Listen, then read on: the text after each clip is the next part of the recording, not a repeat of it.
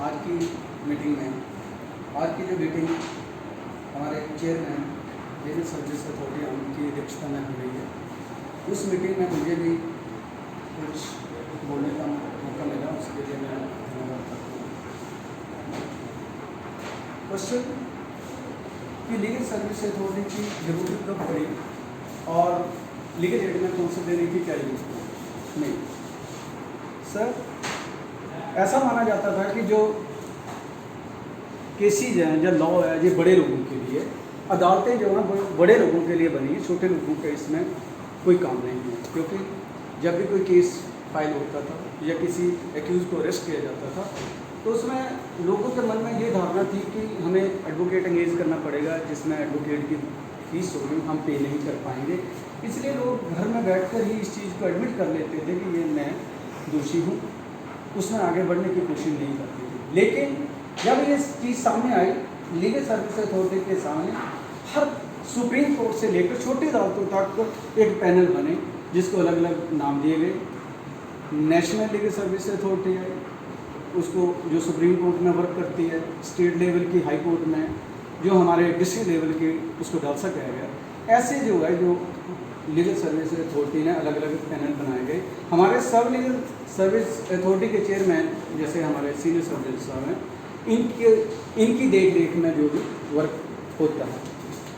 तो legal service authority के तहत जो भी कोई आदमी अपने लिए काउंसिल एंगेज नहीं कर सकता, लगता है कि मैं फाइनेंशियली वीक हूँ या अनेबल है, डिसेबल है, या कोई लेडी औरत है, उसके लिए कोई इनकम क्राइटेरिया नहीं है, अदरवाइज 2 लाख की इनकम क्राइटेरिया रखा गया है, तो वो एक एप्लीकेशन मूव किया जाता है चेयरमैन के को, तो उसमें लीगल एड काउंसिल प्रोवाइड कर दिया जाता है। जो लीगल एड का काउंसिल दिया जाता है वो पूरा उसका देख रेख करता है कि उसका कौन सा केस है, उसका क्या डिफेंस रखना है, क्या उसका क्लेम करना है, ये सारी चीज़ें रखी जाती हैं। तो अरेस्ट पर्सन के बारे में बात करना चाहता हूँ। मुझे थोड़ा बोला गया अरेस्ट पर्सन के लिए हमारे पहले अधिवक्ता जी ने बड़े डिटेल में बताया कि अरेस्ट पर्सन के क्या क्या लायबिलिटी होती है। फर्स्टली तो ये होता है कि जब भी किसी आदमी के खिलाफ कोई भी एप्लीकेशन आए, ये FIR दर्ज हो, अगर पुलिस जब भी उसको इन्वेस्टिगेट करती है या उसको अरेस्ट करने जाती है, तो प्रायोरिटी फर्स्टली ये होनी चाहिए कि वो ड्रेस में होना चाहिए। उसकी नंबर 2, उसके नेम प्लेट बिल्कुल सामने दिखनी चाहिए कि उसका ये नाम है। और जैसे ही किसी आदमी को अरेस्ट किया जाता है तो उसके जो भी गार्डियन है प्लस पेरेंट्स है, जो भी उसकी फैमिली का मेम्बर है, उसको ये ड्यूटी बनती है पुलिस ऑफिसर की कि उनको इन्फॉर्म करे कि इसको फलां ऑफिस में अरेस्ट किया गया है। अरेस्ट करते ही उसकी ये दायित्व बनता है कि उसका मेडिकल करवाया जाए।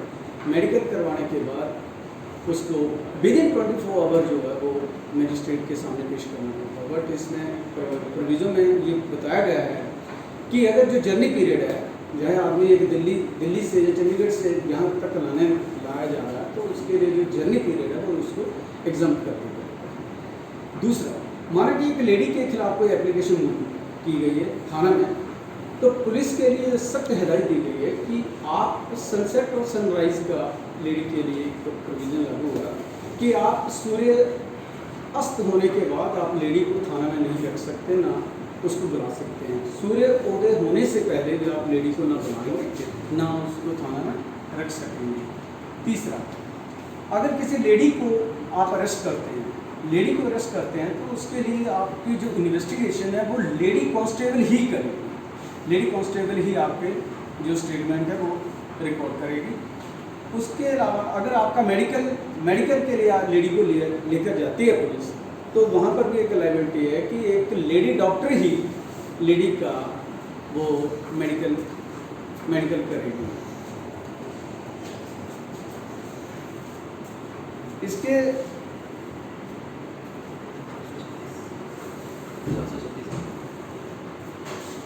एक्यूज को ये भी राइट है कि